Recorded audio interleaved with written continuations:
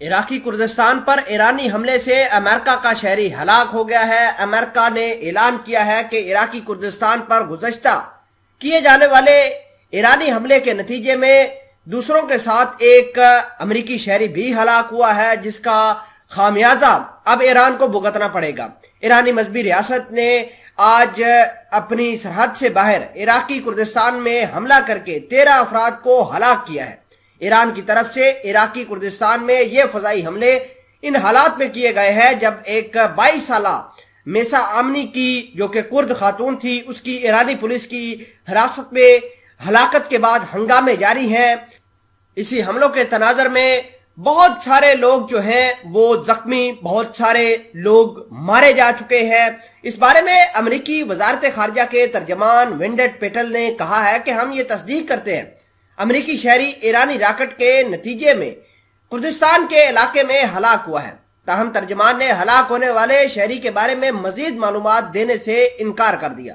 आपको ये बता दें कि ईरान लगातार सितंबर के आखिरी दिनों में, यानी 26 सितंबर को पहला इन्होंने अटैक किया था, उसके बाद ईरान लगातार अटैक कुर्दिस्तान के ऊपर कर रही है। तमाम तर चीजें आज की इस वीडियो में डिटेल के साथ डिस्कस करेंगे।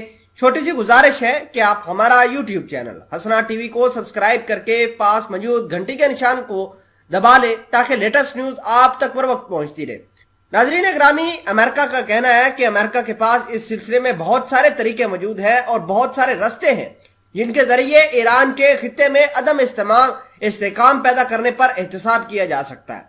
ये जो हमारा शख्स हलाक हुआ है, इसका खामियाजा ईरान को भुगतना पड़ेगा। ईरान को अमेरिकी पाबंदियों का ताजा सामना मेसा एमनी की हलाकत के बाद भी करना पड़ा है। एमनी ईरान में इंटरनेट की बहाली के लिए भी काम कर रही थी। एमनी की हलाकत के फौरी बाद 16 सितंबर से ईरान में सख्त बदअमनी के हालात हैं। कम से कम ईरान के 80 शहरों में हंगामे जारी हैं। दूसरी जानब अमेरिका यूरोपीय यूनियन के तवस्सुत से ईरान के जोहरी मुआहदे के लिए बिला वास्ता मुज़ाकरात में मसरूफ है। मुआहदा मुमकिन हो जाने की सूरत में अमेरिका ईरान से पाबंदियां हटा देगा, लेकिन ईरान का यह कहना है कि ये पाबंदियां अब नहीं हटेंगी और ना ही अमेरिका इस न्यूक्लियर डील को लेकर सिंसियर है।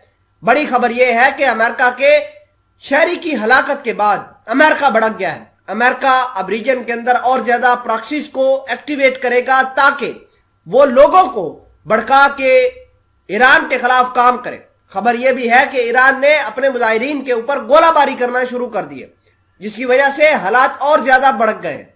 आपको यह भी बता दें कि ईरान को न सिर्फ ईरान आजकल मुल्क के अंदर और बाहर से जूझ रहा है। ईरान के कमांडर समेत कल 19 अफराद हलाक हो गए थे, जो कि सिस्तान बलूचिस्तान के इलाके में ऑपरेशन हुआ था। मिलिटेंट्स ने वहां पर कार्रवाई की थी, जिसकी वजह से ईरान की कमर टूट गई है।